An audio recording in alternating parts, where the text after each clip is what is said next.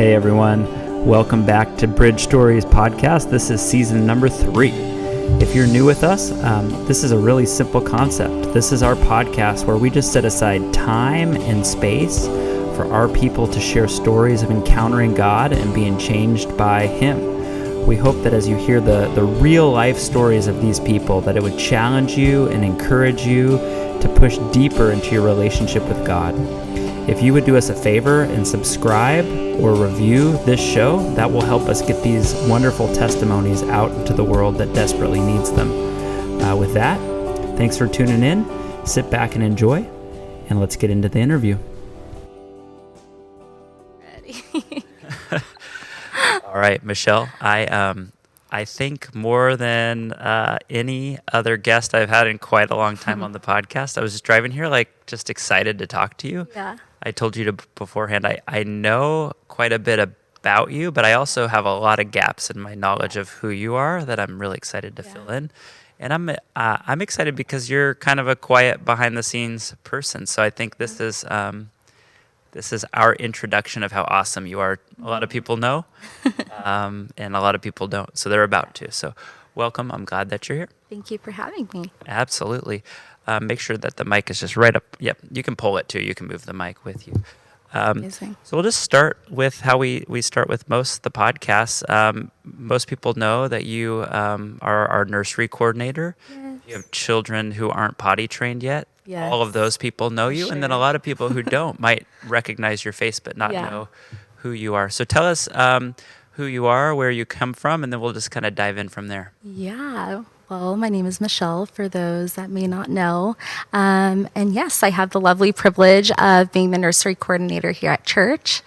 But yes, I grew up in Orange, so actually not too far. It's kind of by the Angel Stadium, so kind of on the border of Anaheim and Orange. That's basically where I've resided my entire life. I think, from childhood, that's really the only place that I remember. And I was raised by a single mom, and I get the privilege to also live with my grandparents too. So all 4 of us live under the same roof, which is a blessing. Sometimes we have our moments, but it's always a blessing now looking back. So that house for me, I've been there since I was 3. Prior to that, I think the earliest memory I have was, living in an apartment in Anaheim with my mom and dad. Okay. Yeah, so with my mom and dad, we were over there, and I just remember, I think my earliest memory being that one day we were moving out. So my dad is not in the picture. So I was raised by a single mom. She's the best mom ever. She has sacrificed so much for me. So that's kind of about that right now. That's incredible. Yeah. Especially the grandparent piece. You don't hear that often. Yes. And I'm sure that's drama and difficult at times, but so much wisdom in the home to have generations. Yes, lots of good food. We have weekly family Friday dinners, which is amazing. My grandma gets to cook most of the time, which is nice. And then, so growing up with them has always been such a blessing. I remember being little and sitting on the couch with my grandma and watching novellas. So, yes. And then my mom, she would leave around maybe 1:30 p.m. and not come back till 1:30 a.m. So I was really raised by my grandparents. Okay. Yeah. And that was mom was working. She was working. Yes, she works for the sheriff's department. So she always had kind of a different schedule, especially during graveyard shifts and stuff. So yeah. Yeah. So I was thinking about you, and I think so many of the gaps in my knowledge of you is I think I met you. You were either a junior or a senior in high school. Yes. And I felt like you did a lot of crisscrossing of my path as the youth pastor, but I never had a moment where I'm like, I sat down and I knew Michelle. Yeah. I knew early on, very artistic in temperament, very fashionable in a lot of ways. But I was really curious about kind of your childhood and stuff. So you moved out when you were 3. You mentioned single mom. What do you feel like being raised by a single mom has taught you? That someone can hold a lot of strength, but I think it still needs a village behind them. And even at your weakest points where you are strong, I think it's important to recognize that you still always need at least a little bit of help. So I think my mom really demonstrated that, I think, so gracefully. She was never prideful and like, I can do this all on my own. She really allowed my family and her brother, so my uncle in as well, to raise me, which is cool. So my family's not that big. I think with all of us, it's maybe about 10 of us, but there's some of the best 10 people that I know. So, yeah. Yeah. So I know what adult woman Michelle is like. Tell me what you were like as a child. What did you like to do? And I'm just curious about like when the things that I see now started to come to life. So what were you like as a kid? As a kid, well, I was an only child, so I think a lot of that also kind of comes into play. So I think I had to learn also a lot of independency. I think also living with my grandparents, but I remember I loved playing with my dolls. I wasn't a big reader, but I remember I had cookbooks and I would literally just sit there and look at my cookbooks. Did I know what it meant to do? No, but I love looking at the photos and being like, oh, I feel inspired to make an omelet, and that's how I literally got my first burn trying to make an omelet from when I was little. So I think I always had this nature of wanting to try new things and kind of create things, whether that was cooking or drawing. I think had an early fascination with that. And also when I was younger, at the age of 3, I was in dance. So I was in ballet for about 10 years or so, up until I was early teenager. Yeah. Yeah. What along the way, where did you start to feel like some of the artistic gifts started to like come into play? Were you in art class as elementary school? Was it, you mentioned cooking and Yeah. sketching and those sorts of things, but that clearly became a big part and still is part of your life. In fact, there's a project going right now, and I'm sure Cambria and Krista are like, when is Michelle going to be done so she can help us paint? I know. I would say early on, I don't think there's like a distinct moment where I was like, oh, I think I really enjoy painting or drawing. I think it was a slow implementation, whether that was like art master's classes in like elementary school or, just drawing in my room. I think that was always kind of like a safe space for me I loved writing from early on. I loved painting. So I think maybe in a way that kind of brought me comfort. And so as time went on, I think I just slowly developed it a little bit further. In high school, I did take an art class, which was really cool. That I felt like was a little advanced. We had to do like self-portraits. I'm like, I don't know how anyone could ever do this, but it was a cool experience. So yeah. What was kind of your earliest church connections? Were you going to church every Sunday as a kid? Was it VBS in the summers? What was that like for you? Well, I think I have to backtrack a little bit with that. So growing up, I went to Sycamore Elementary, and I went there for kindergarten and a little bit of first grade.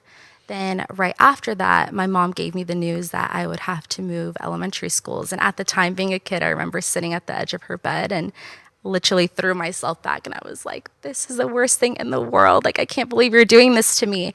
And I remember her being like, this is for your own good. And of course, at the time, like, I don't know what that means. So I'm like, okay. But yeah, then I went to Villa Park Elementary, which was, I think, really cool. It was very community and family oriented. So it felt almost like a second home.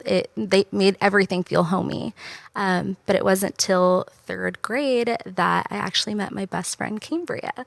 So Cambria, she's also on staff here. She's our coworker. She's the best. But from that point early on, I feel like the Lord really used her in many ways in my life. And one of them being that her and her mom would invite me to church.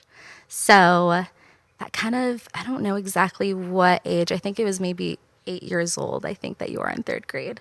And I think the earliest memory I have from literally being here, the pews were red, the flags were hanging from the ceiling, and it looks so different than it does now. And I remember people were Christmas caroling here. I remember Peggy and Gus leading that and dressing up in their caroling clothes. Oh my gosh, and awesome. Millie Britt also conducting the Christmas plays. So I would just come and visit.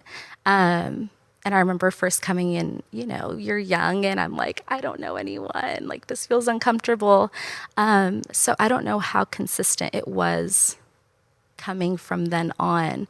But Laura and Cambria were always so gracious in inviting me, even if it was a no or a yes. But most of the times it was yes because my mom was working. I'm like, okay, I'll go hang out with you. So, yeah. That's cool. You know, one of the themes that's already kind of emerging is you mentioned at 3 kind of being separated and no dad in the picture.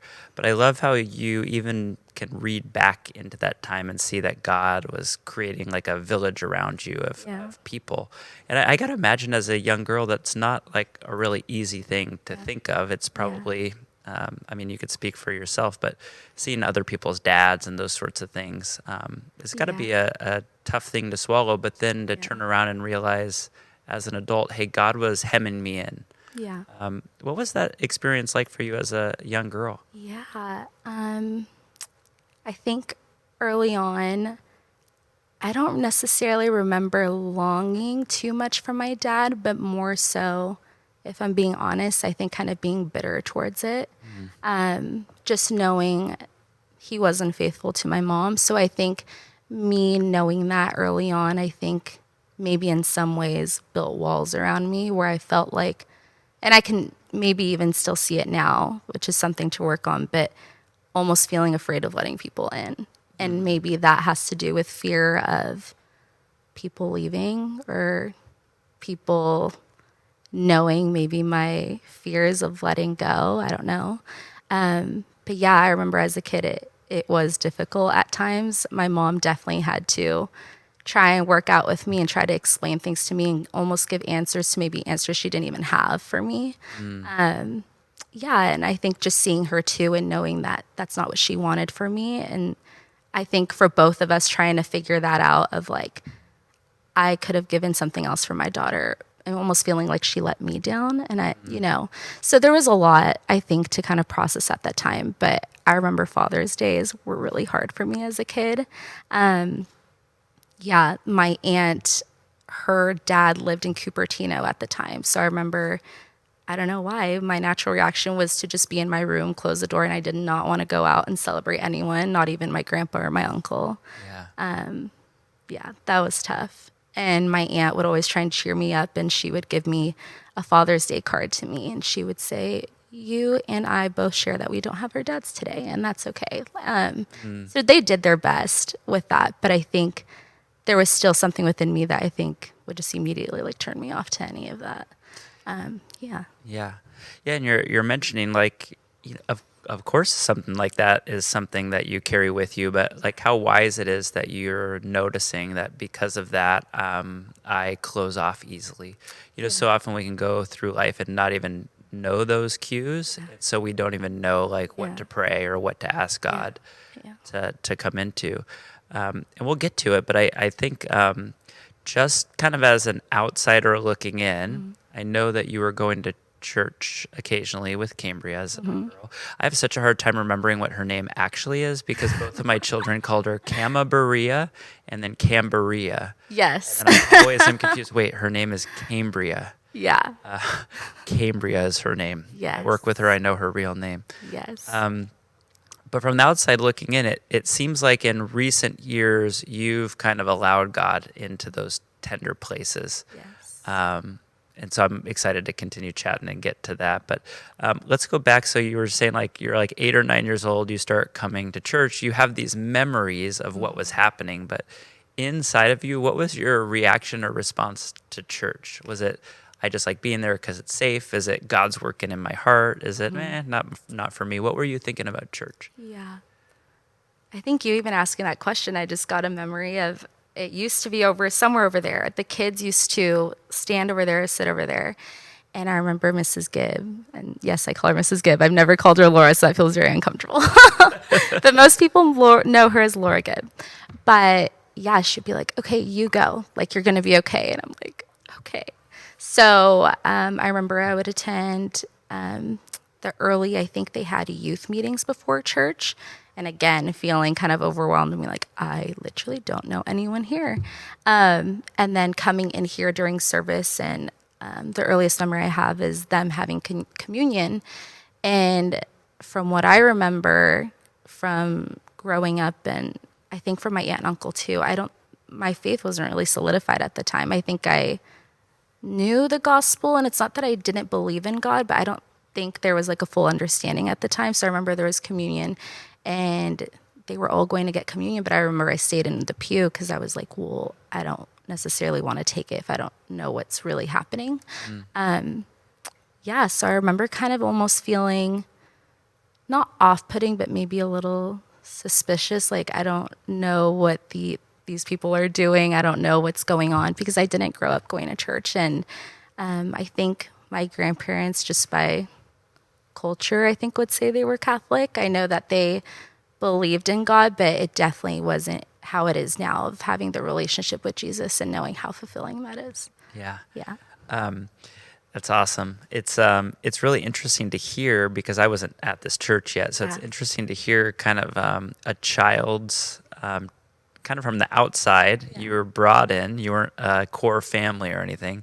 It's really interesting to hear your opinion and what you remember.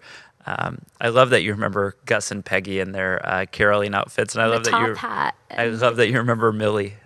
It's hard not to remember those things. But one of the beauties of our church is just the heritage of, I don't know, what was that, 20 years ago for you? Yeah. Yeah. And those names are still around, and they still are pillars of this place. It's kind of a cool testimony to how God has used people, and they've stayed put, and they've put roots in the ground. For sure. Okay, so you moved elementary schools, devastating, but then it delivered your best friend. It did. Okay, so talk me through kind of elementary school, the challenges, the ups and the downs, and then we'll get to when I finally meet you. Were you a junior in high school?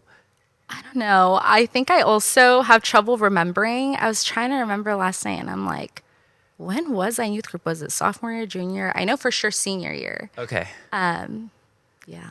I think, if I remember correctly, I think I came in a March, and I finished maybe what was your junior in high school, but I don't know if I met you. Yes, it was while you were for sure there. I remember the first thing I ever prayed for you, though. I prayed you were going to, is it FIDM? Yes. You were getting ready. You were trying to make a choice, and you were asking for prayers about what you should do next. Oh, okay. And I just remember that was like such a different name. You know, you hear all the colleges and they blend together. Yes. I remember saying, like, what is FIDM? And we'll talk about what FIDM is. But I just remember praying it and thinking, like, it's got such a funny name, I'll remember it forever. So. Oh, that's awesome. Okay, not about me. Back to elementary school. and middle school. Yes. Yeah, I loved elementary school. It was, like I said, super fun. Cambria, I met her in third grade, and we always talk about, I'm like, I really wonder what it was that really made us become friends. I don't know if it was simply like, hey, can we hang out? Or I don't have anyone to talk to. I have no idea. I just know that we said yes to friendship, and 20 something years later, here we are. It was great. It was really special, and it was cool that my mom, again, being so busy and devoted to work and making a living for me, she was still so involved. So it didn't feel for me like I was really missing anything. But kind of going back to what you were saying about missing my dad in those moments, I do remember in elementary school there were dad and me campouts. So that was also something that was super hard for me too. And many times I remember Cambria saying, like, just come like with like me and my dad.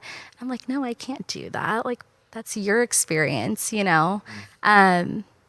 So there were definitely a lot of special, very niche events that would go on at school. But looking back, when I look back at it, I'm like, it feels very comfortable. I don't regret anything from any of those schools. And I definitely believe that my mom made a good decision in moving me schools, because I don't know what the outcomes really would have been if I would have stayed where I was going. I'm sure the Lord still could have done something, but looking back at it now, I'm like, to my mom's yeses and to maybe me being uncomfortable, like, it led me on such a different path, which is cool. Yeah. Yeah. So what would you say, like, your experience or your emotion was in those moments? Like, I'm hearing you say it, but I'm also aware that, like, the reach of the podcast is, like, probably through Spotify and all the stuff, like 1,000 people or more are going to hear this. I got to imagine there's going to be a chunk of teen girls who hear this and think like, oh, I know that. But you have this beautiful ability to say like, this is how God has knit it together and we'll get going. But in that moment, what was the feeling? Was it anger? Was it sadness? What were you kind of experiencing along the way? I think it was a little bit of both. I think at the time, I probably didn't know really what those emotions were. I do know that early on, and maybe it could have been because of those childhood imprints, I remember a little anxiety creeping in here and there. Yeah. So looking back, I remember, I can't remember if it was like middle school, elementary school, but one day, one of my good friends at the time came over to my house and we were working on a school project.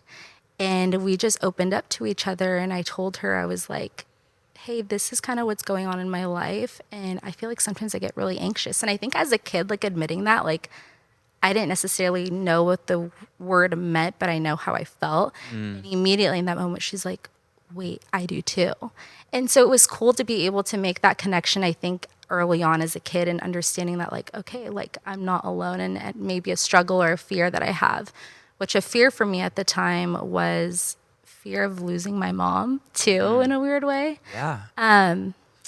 Because I knew she would come home late, I can now count on the times I could see myself overthinking and being like, is she going to come home? Like, is something going to happen? Like, Lord, are you going to take her away?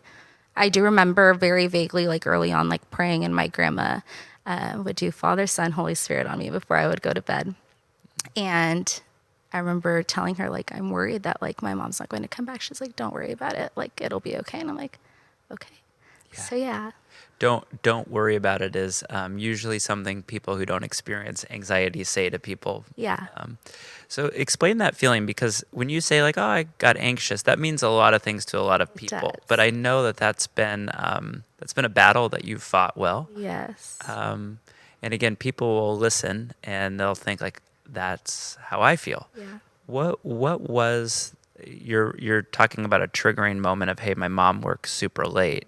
Is she going to come home? I'd imagine probably lost sleep and all those sorts of things. But how did anxiety manifest for you at a young age? When did you start to notice, oh, that's what this is?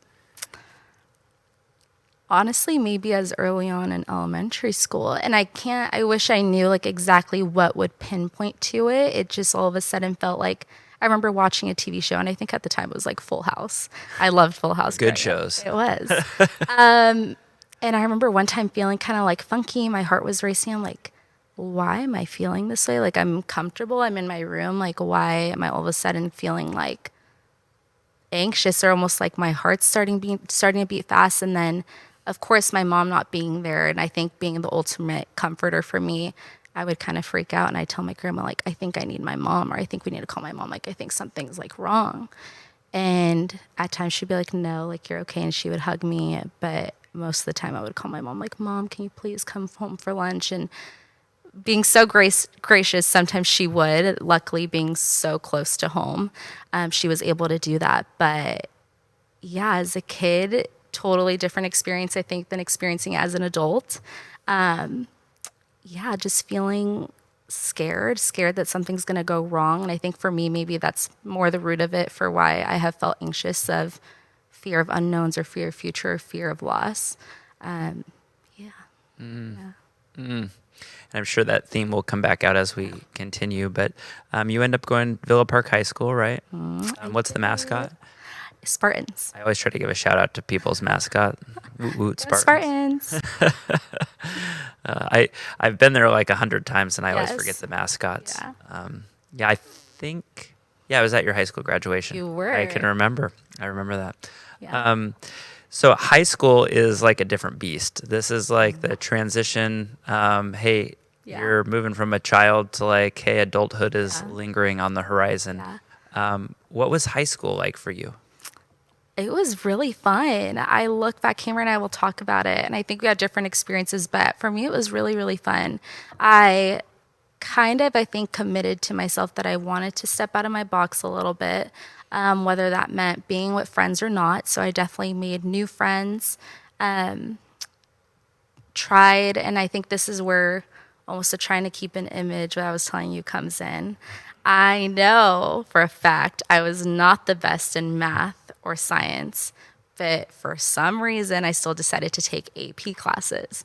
And I think that was, now looking back, I'm like, why was I trying to keep an image of like, I'm still with the smart kids, or I'm still going to be doing this? And I was like struggling so bad to the point where it literally took, I think, till junior year to be like, okay, I'm just going to take regulars classes. And not that that's a bad thing, but I think for me personally, I need to understand like this is just not doing well for me. But yeah, I was heavily involved in yearbook, which is cool. I would work on the fashion articles in yearbook, which is really cool. Yeah, I had a lot of good experiences, took art classes.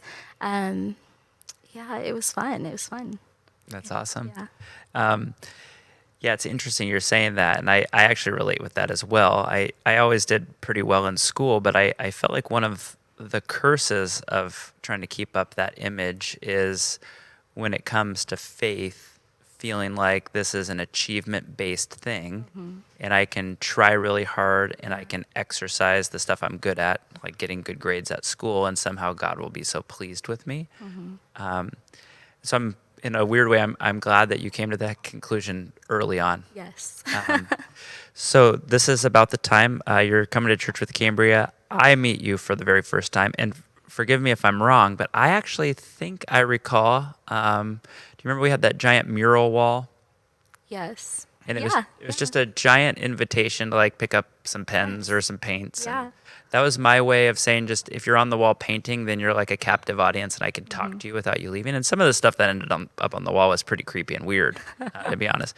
But, did you ever paint on that wall? I did. I did. Remind me what you painted. I can't really remember what I painted. I just remember it was like masking tape into triangles, and it ended up being like a really cool thing. But yeah, I can't really remember. I can't remember what it was. I just remember like chatting with people and looking over. No, Cambria's friend is Whoa, Cambria's friend is really good at painting. So that must have been towards the end of high school. So tell me the FITM. Tell me the story of FITM, how that became part of your life, how you pursued that, and especially remind me and tell the audience what that is. Yes, FITM is the Fashion Institute of Design and Merchandising. Big name, but it was primarily in LA. But since it was really to just get an associate's, you had to do 2 years. So 1 year was in the Orange campus, which is it was right by John Wayne Airport, like right next to Harvest. But I think as of recently, they closed that campus down. And then my second year had to be in LA, in downtown LA.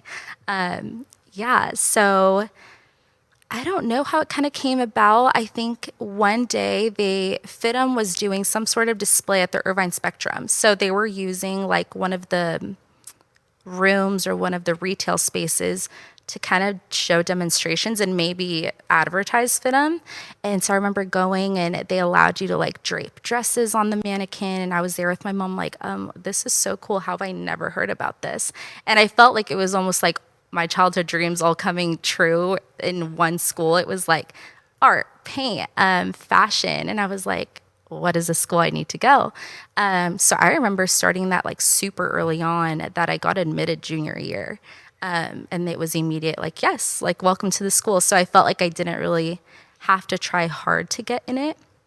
But with high school and classes and stuff, I think that made me want to like not do my best as much in school. So I think I started to slack a little bit, which is also why I was like, forget AP classes, I'm taking regulars. So knowing I was admitted early on, it was cool because it kind of gave me a confidence that that's something that I had to look forward to. But little did I know that my mom ended up telling me after I got admitted, just to let you know, I also went to FITM. And I'm like, how could you not tell me? She's like, I didn't want that to sway your opinion. And I'm like, okay. Well, how wild. You never knew that growing up. No. And so I'm like, Mom, no shade on my mom. I feel like I'm probably more creative than her, but I was really surprised. I'm like, what did you even go? Like, what did you do? And she's like, for interior design. And I'm like, I didn't even know that. I don't think she completed the program right away, but it was cool to be able to relate to her and and see her experience versus mine. So, Yeah. Okay, so you launch. We've talked about the anxiety piece a little bit and kind of growing curiosity about Jesus. Where is your faith at this point in your life? At this point, I would say it's a lot more mature. I think I would say back in 2022, from that point on until now, I think it has matured a long way to now. I joke about, and Cambria will say it's a little abrasive or aggressive, but I feel like the rest is just dead. I feel like I'm like, that girl's like dead. I feel like I don't relate to myself that I was like, even like as much as say 3 years ago. And I think I could definitely see milestones from different seasons of my life from 2019 to 2022, like knowing how I was navigating like a really big like season of anxiety. And in a way, like kind of how God used that to shape me into standing firm in my faith in 2022, which was another season of anxiety. But then now being like, okay, I know like how to walk through this, and I know the tools that the Lord has given me. And now I can stand more confident in knowing that like if something like that were to happen again, like I know I have a community behind me. God is with me because he has shown me, and I can be confident in where he has me. Yeah. Well, let's go back and talk a little bit about that then. So you launch from home a little bit, kind of like, hey, this is awesome. This is all the stuff I love all in one. And I don't know the full story, but it doesn't turn out to be awesome exactly how you thought it was going to be. Yes. Yeah. So paint a picture for how life is going. And then I want to share with you something I was praying for you on the way in here that I think relates to this part that I feel like God put on my heart for you. But tell me about that. Okay. So right after high school, and now reflecting on it, I would definitely say that I think, feeling a little too much about myself. I think I definitely felt a little bit prideful. I was 18. I felt like I just got my license, like I'm on top of the world. So I would go on a lot of solo road trips. My poor mom having to deal with that. And at You're times, worried she wasn't going to come home, and then you're like, bye, I Mom, I'm know, going on a solo I road know. And of course, like I was bratty, and she would be like, Michelle, where are you going? And at times, because I was so upset, I wouldn't even tell her. So I know it was fun, and I know I was going to go either meet my cousin in like the Grand Canyon. And she's like, you are not going. And I'm like, yes, I am. So there was definitely a season of rebellion. At the time, I think I'd like to justify and be like, I could be doing so many other things. Like, I'm just going on a road trip and not communicating to you. I didn't feel like it was the worst thing ever. But now looking back, I'm like, yeah, kind of what you're saying. Like, how could I also do that to my own mom and worry her and not be gracious or even considerate of what others are thinking? So kind of seeing how your actions also do affect other people.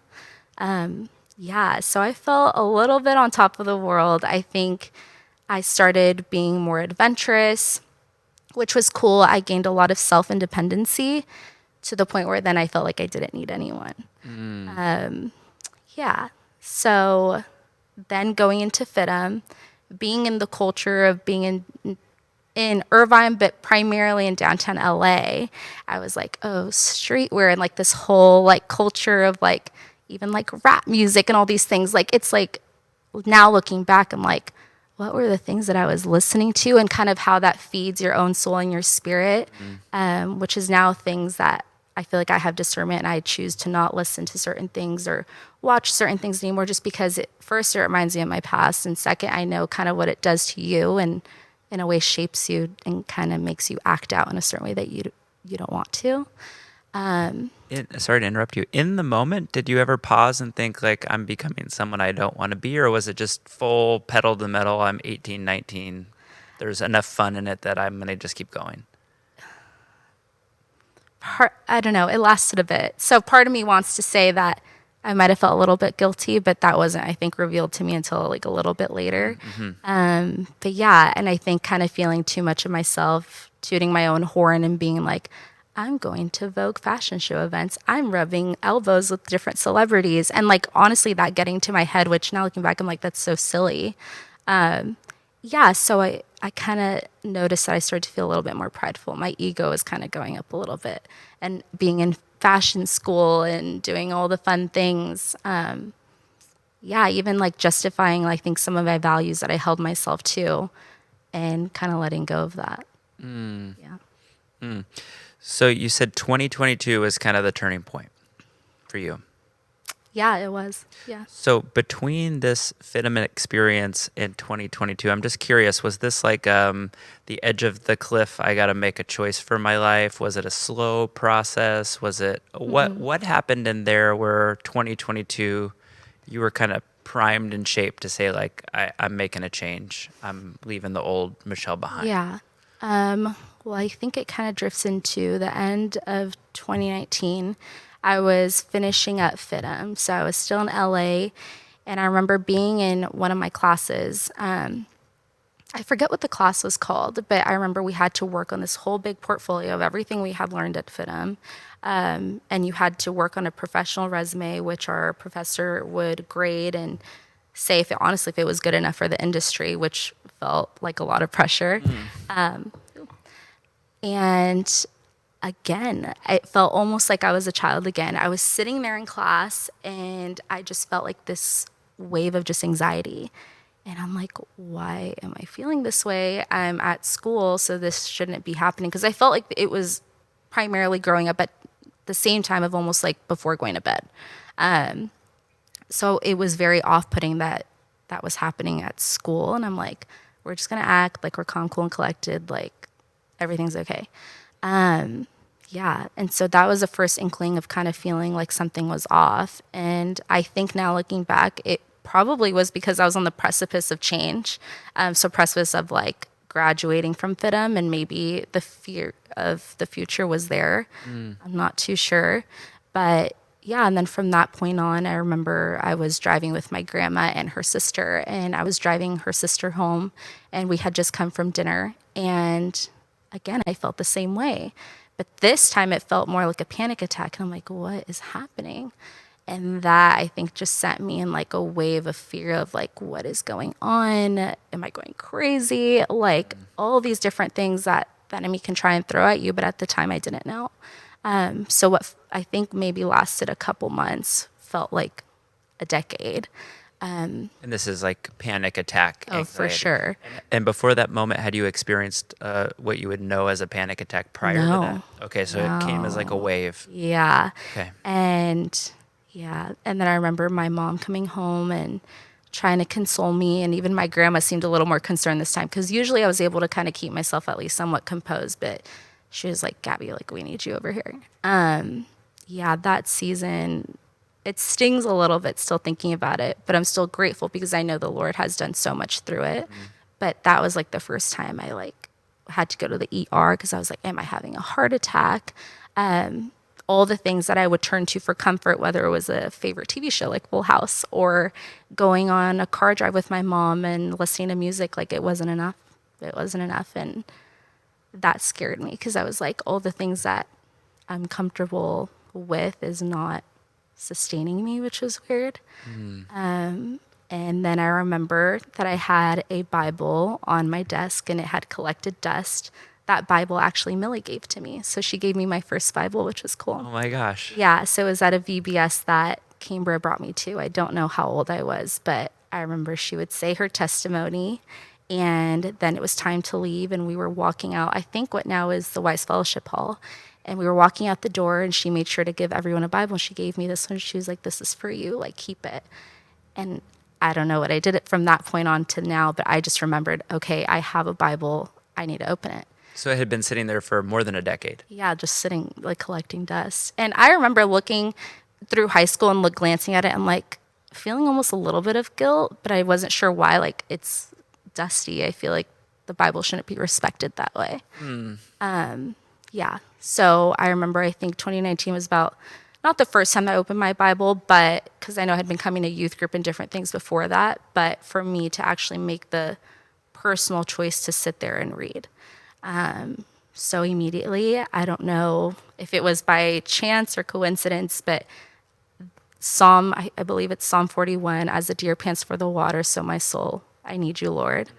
That I think was like an anthem for me, like in during that time. So even going to the hospital and the EKGs that they would do on me, like I remember holding my Bible and being like, Mom, no matter what happens, like I know God is with me. And choosing to believe that out of maybe what seems like nowhere. Yeah. Yeah. That's incredible that, so many people I know, that people I love and enjoy that know the Lord, have these stories of, at my darkest hour, that's actually when Yeah. God became real. So it doesn't sound like there was this miraculous healing and all of a sudden all the anxiety and the panic attacks on and on and on are gone. How did you experience God meeting you in the midst of it? Yeah. I think first in that year, in that season, I think by his word, like knowing that there is a lamp and there is truth that I can cling to.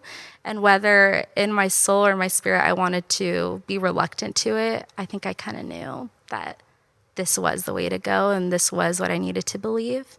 But yeah, fast forward to then, I don't know how many years after that, or no.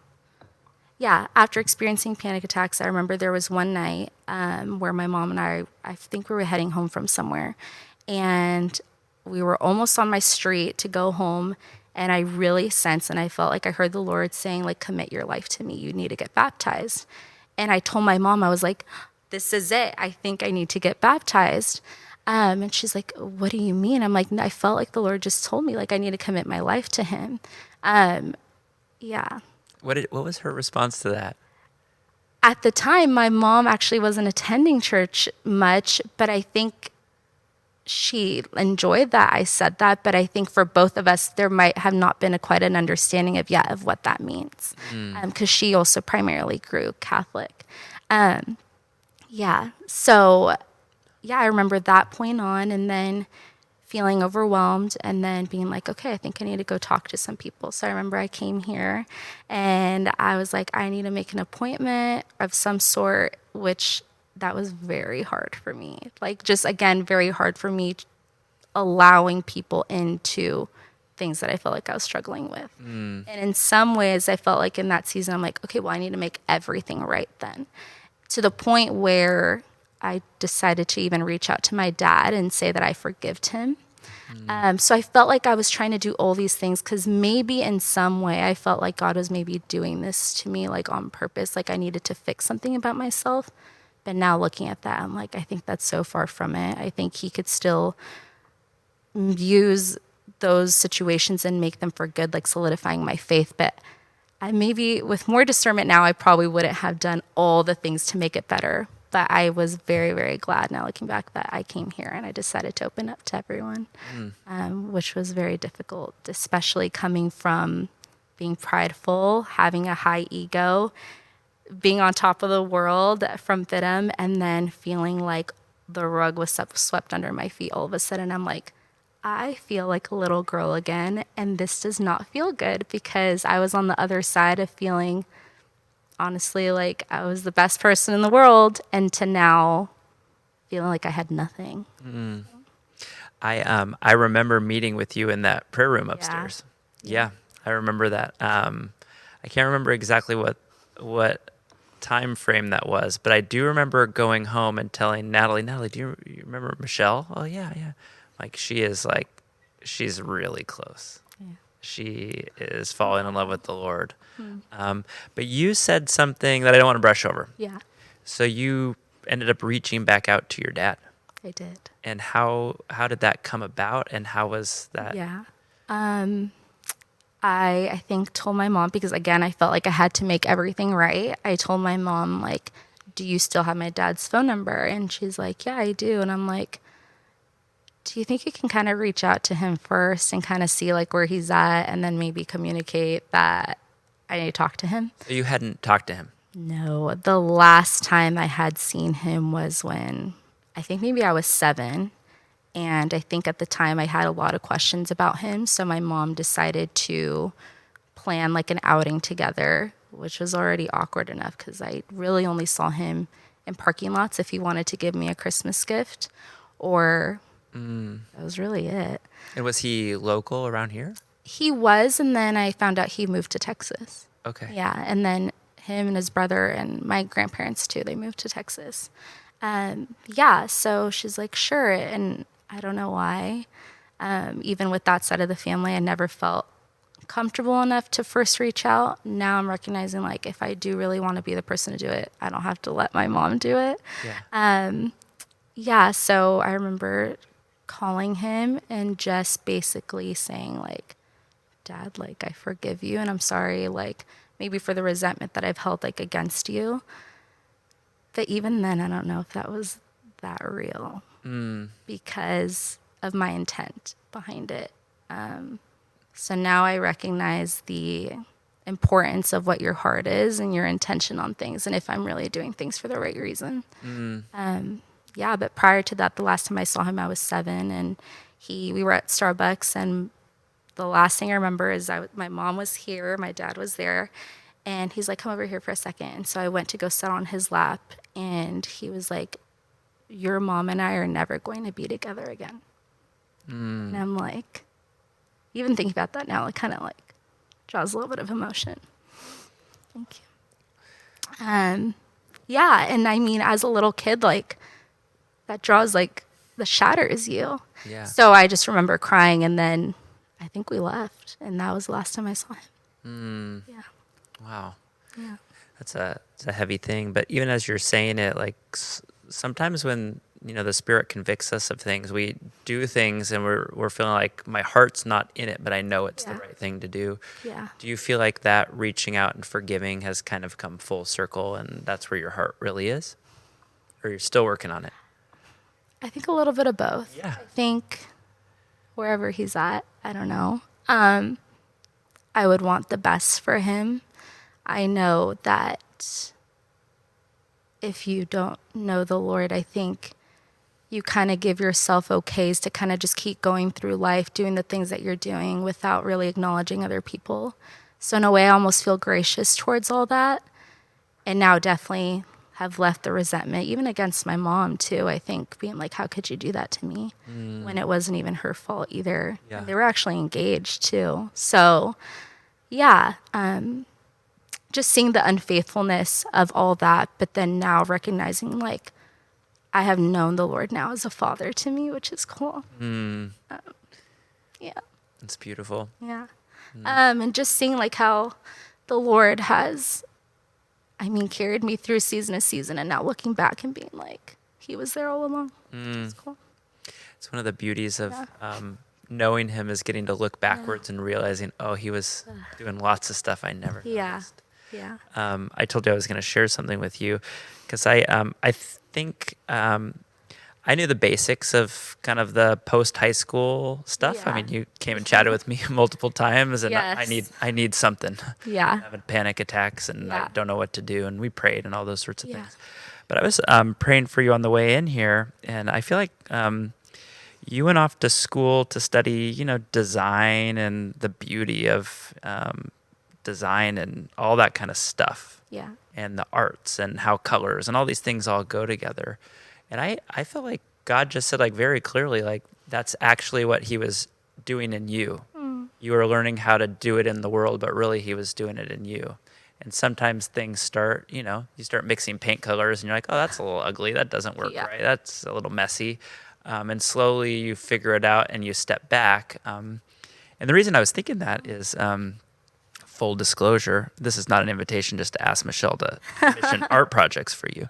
But as you know, like 3 years ago when Colton was ready for a big boy room and we transitioned him out of the crib, maybe 4 years ago now, I reached out to the most artistic people in my life, some people from here and other places, and just said, hey, would you just thoughtfully pray and paint a picture? Or some other people did some other things. And you painted this picture that the boys have fought over and Shepard has actually won. It's in his room. And he loves to just stand and look at it. I find him, and he is positive that it's a precise location in Idaho that he loves, which it isn't. Yeah. I'm like, you know what, in your imagination, that's it. Awesome. And so I want to close this gap to 2022, but then I want to talk about it's very interesting, some of the things you've said and some of the ways you felt like maybe there was lacking in your childhood. But the incredible gift in you with kids, especially young ones. Multiple times a week, as you know, my kids will do something crazy and then they'll say, I'm going to do it again, put it on video and send it to Miss Michelle. They like want your affirmation. So let's close that gap. So 2022, you've mentioned it multiple times as like the year.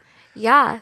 So end of 2018, solidified faith. I got baptized, which was the greatest commitment I could have ever made in my life. Right here. Yes. And I thought, again, I think I had wrong perceptions about things, but I was fully committed. That for sure I know. But I think I thought it was not going to be rainbows and butterflies with life now. So I'm like, I probably won't have to deal with anxiety again. Things like aren't going to like ruffle my feathers as much. And I think maybe like most people, I think sometimes you think saying yes to God means I am free from a lot of trouble now. Like almost, and maybe that was part of the reason of like feeling like making things right in a way, and maybe needing validation for different things. But yeah.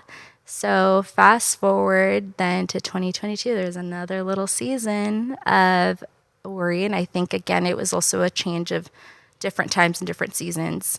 Maybe subconsciously, my body was kind of like already tensing up for that.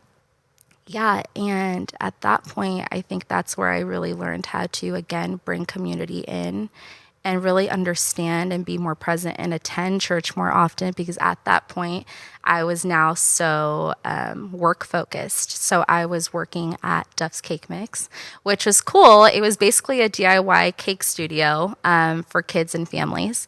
But I started as a regular team member, and then I kind of worked all my way up to corporate, even if it was just for a little bit. But again, that pride and ego just kept creeping in, and I became almost obsessed working with work to the point where I was working, I think sometimes like 70 hours or more within a work period. Yeah. And to the point where I justified coming here or coming to church on Sundays. So I think in a way that kind of made me fall back, I think, a little bit on my faith again. So I know I had said the yes to Jesus, but I think now in that point, I'm like, okay, I left that job. Now I'm like, now what? I'm left with nothing again. And now learning how to walk in the commitment that I've made with the Lord and what it means to have a relationship with him. Yeah. And with that, I got a lot of help and a lot of counsel from lovely friends like Joel and Abby, which I'm very grateful for, because yeah, it was rough. It's rough to always like open up to people and to tell them like what you're going through. But through them and through the Lord, like the freedom that you feel and the confidence that you feel to actually share things with people that, for one, don't judge you. For two, they create a safe space to be able to communicate how you're feeling. And they're interruptible. Like I mean, I can get emotional talking about them, but yeah, I remember telling Abby one time on the way to one of my birthday dinners with all our friends, I remember like not wanting to go, and only Cambria knew how I was feeling. And I'm like, I don't want to go. Like, I don't even want to celebrate my birthday. And I remember being like, I think I just need to tell Abby in the car, because we were all carpooling. And I told her, and she just like reaffirmed me and just gave me so much encouragement in that moment. And then come to find out, I think it was right after that dinner, Joel and Abby like came over to my house, and they're like, can we just pray for you? And I'm like, what in the world? Like, no one has ever done that. And like, it was, I think, mind you, maybe like 10 p.m. And I told my mom, and I was like, they're going to come over and pray. Like, what do we do? Like, I felt like that was so out of norms. And I told Abby and Joel, I'm like, I feel really scared right now. And they're like, why are you scared? Like, don't be. Like, it's okay to be vulnerable. It's okay to feel like how you're feeling, but like, we just want to like speak life over you. And yeah, I was really able to experience that, and I think see the beauty in that at that point. And then to now, like the cool friendship that we get to have together, I think by sharing different struggles and being there for one another, keeping each other accountable too, and even texting along the way and being like, Michelle, like, how are you doing? Was like the greatest gift I think they could have had. So that season didn't feel as long as the first in 2019, But I felt like that's where I really learned like the heart of the Lord and how he's present and that he won't leave. Yeah. Yeah. Oh, wow. Wow. I could tell like a marked difference in you right around that time for sure.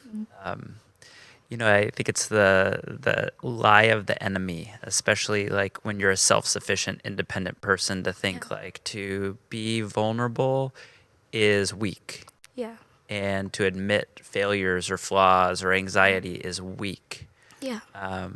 The Bible actually tells us it's by our weakness that we exhibit his power, right? First Corinthians says God loves to use foolish things and weak things to confound the wise and the strong. Yeah. And man, what a prison to live in, and then to realize that you could just open the door and walk out, Yeah. and all it takes is doing the thing that I thought was weak, and I found my power. It's not some power that's living in me; it's God living in Yeah. me.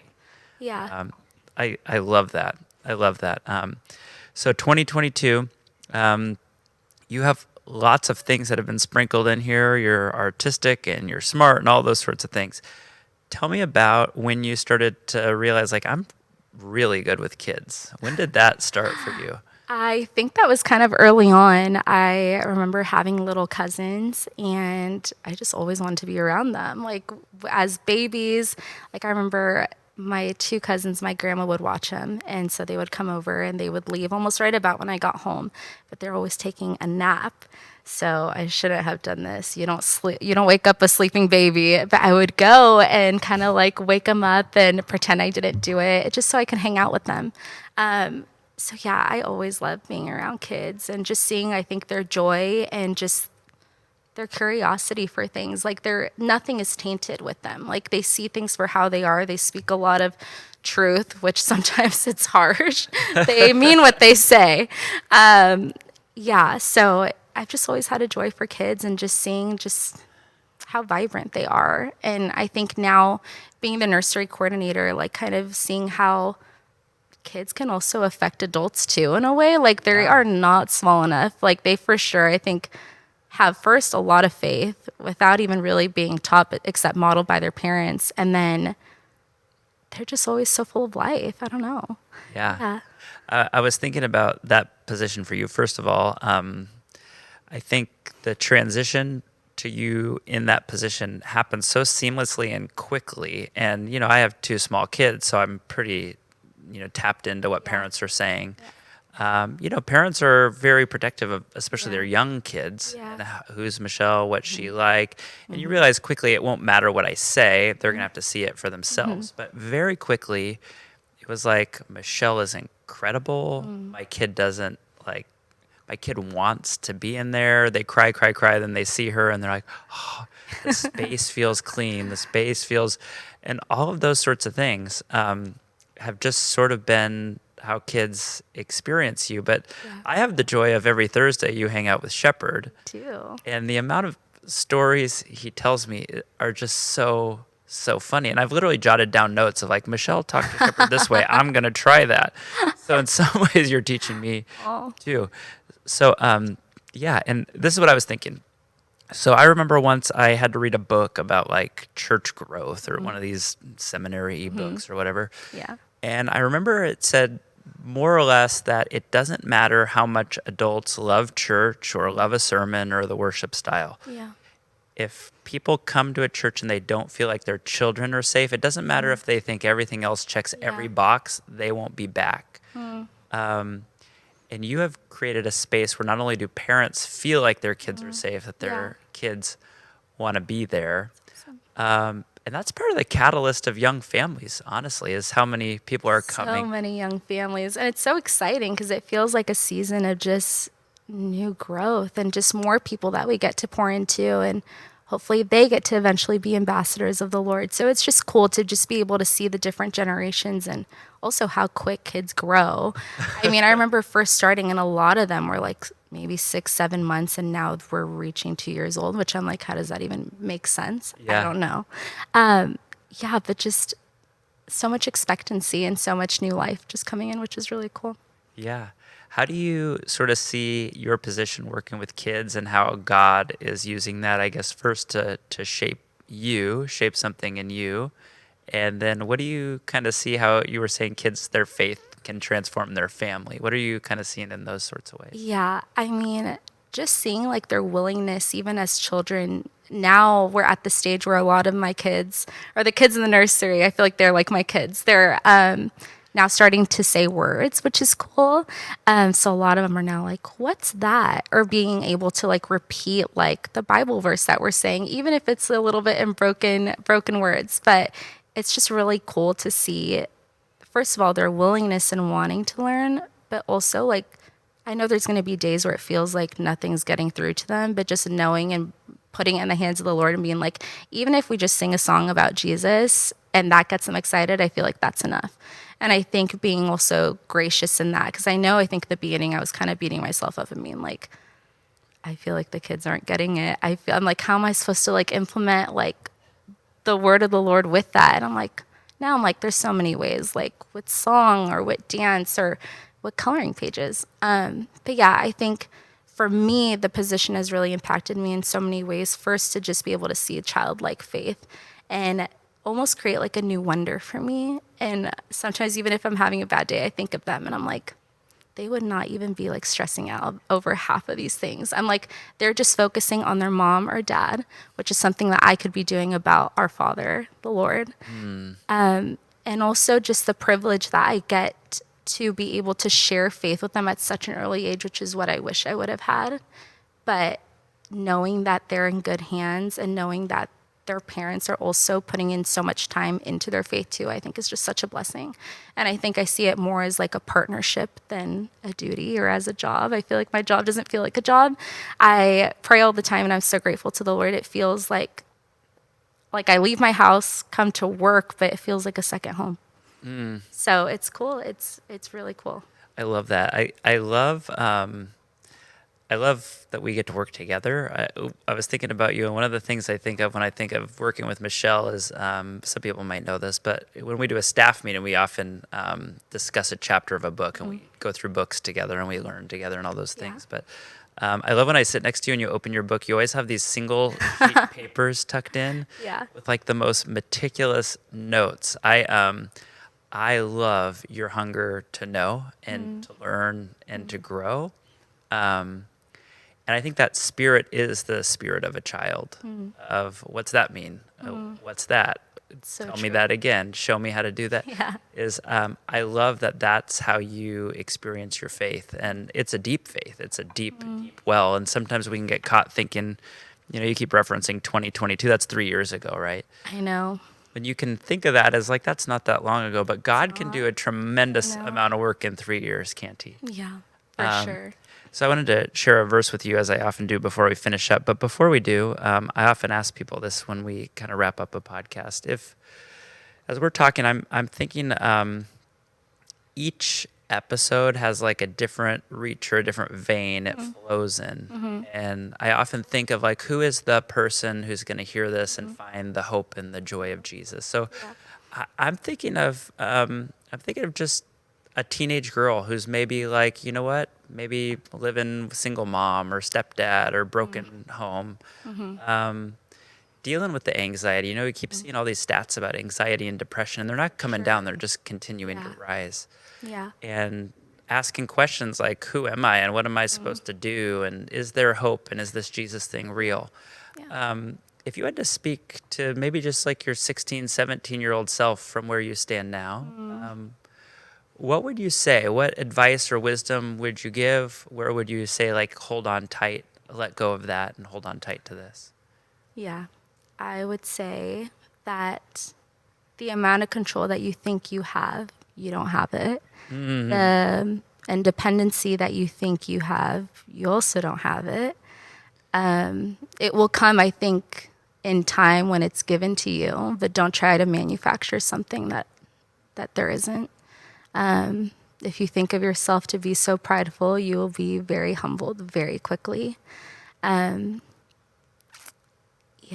That things aren't always going to be easy. And yes, I understand that it's hard to live in what feels like a broken family or feel like your life isn't the way that it's supposed to be painted, like the American dream. And maybe you're also from another culture, so maybe you feel so far from that, but don't let any of that, of societal things, try to manufacture something that the Lord has already given you. Like, what you have is beautiful, and what you have is a blank canvas, I think, for the Lord to paint so many different things in your life. And you're still so young and you have no idea what's coming, which is cool. So just waiting with expectancy. Yeah. What would you say about, to different degrees, everyone carries around like that tender, that wounded spot. And it sounds like so much of your story is like protecting it and glossing over it, and then finally saying like, God, you can just have that too. Yeah. What would you say to someone who's just holding on to that wound? What's the best way to say like, God, I want to let you in even though it's so hard? Yeah. Well, I remember sitting on these very pews and feeling the heaviness of almost feeling like no one is paying attention to me. Like, why isn't anyone praying for me? I feel like I should be receiving a word from someone right now. But I think being vulnerable and being open to the fact that it's not all about you. And I understand that the pain is hard, but I think there has to be a step of obedience that I think we have to take too. And I think that means partnering with people around you, whether that's letting friends in or pastors or people on staff, like letting in and just being able to communicate and open up with what you're dealing with. I think that is a big enough breakthrough, in whatever you're making it seem to be really small, it's really not. And the enemy would so love to have you be in your seat holding that weight, because I was once there. And almost in a way, like kind of like nurture that pain that you're feeling, and it's not meant for you or for you to be carrying. And once you let someone speak life into it, whether that's you or someone else, like, you're going to see so many things blossom. Yeah. Yeah. That's beautiful. One last question. So your faith is clearly not just coming alive, it's alive. I see it every day. How has God used your faith, like in your home, maybe in friend circles that don't know him? Because you said you're kind of more of a private, behind the scenes person, but it's clear to me your faith is not a private, behind the scenes faith. So how has your faith been impacting people around you? Well, I'm happy to say now that my mom attends church with me, which is really cool. I think after a couple years of me attending, I had to make the decision, even if I had to come alone, I was like, I'm coming.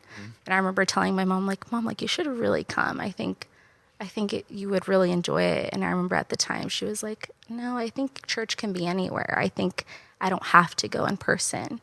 And I'm like, that was just such a lie. I think so many people want to, again, hide and not actually come and receive and see the community that's around them, which I think is really powerful. And yes, I believe that the Holy Spirit is anywhere and with you, but there's just something so different about being together as a congregation, as a body, as the Lord intends.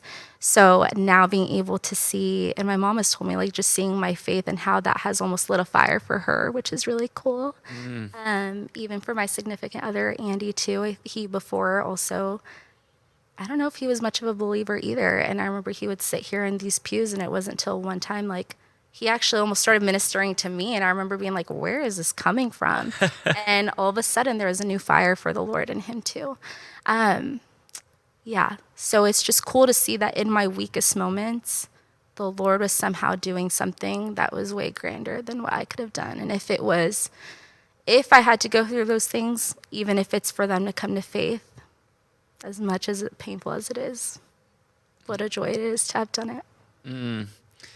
Wow. Yeah, it's really powerful. It's incredible to look back on our lives and think, like, not only has God brought me from point A to point B, and that's wild. I could have never walked that road on my own doing. But then to look around and think, like, God is using frail, broken me to help other people find a path to walk on. And I'm not alone. I'm just the one sitting here that would say that that's totally true of you. And so I think everyone's blessed here because of you. Even people who don't know you are looking around thinking, like, man, our church is growing so much. Look at all the young families. Like I said, in large part, we're growing in young families because people show up and quickly. I could tell a quick story. there was a family visiting here. I think they were from Costa Rica not that long ago. Yeah. And they came and they had some young ones, and in very broken English, they were clearly trying to figure out where the nursery was. And I felt this like rush of anxiety of like, okay, I know where they're trying to get to the nursery. Even just going and immediately realizing like, oh, Michelle speaks Spanish. We're in Perfect. great hands. Yeah. And immediately you could see like their tension just kind of go, Yeah.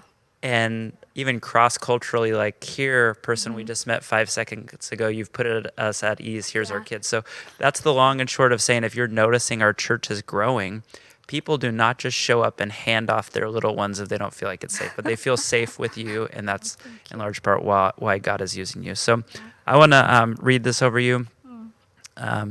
This comes from Luke chapter 18. I'm in a group where we read a chapter a day, and we read this a couple months ago. This is actually Jesus.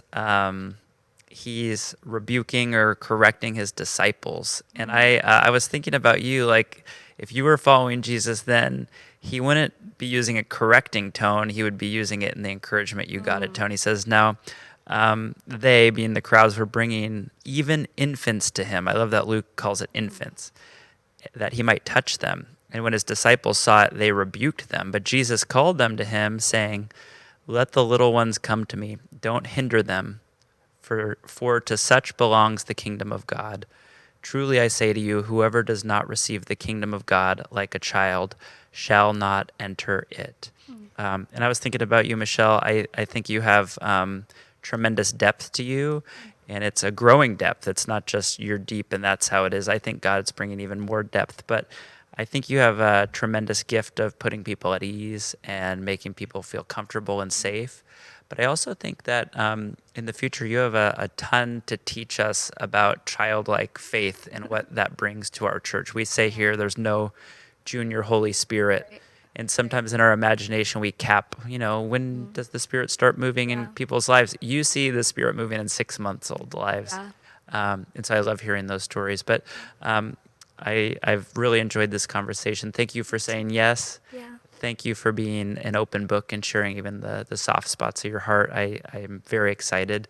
And you're about to experience the phenomenon of a lot of people you don't know are going to start coming up to you. So maybe that private behind the scenes is going to get chipped away at. But we'll sign off here. And thank you so much for coming on.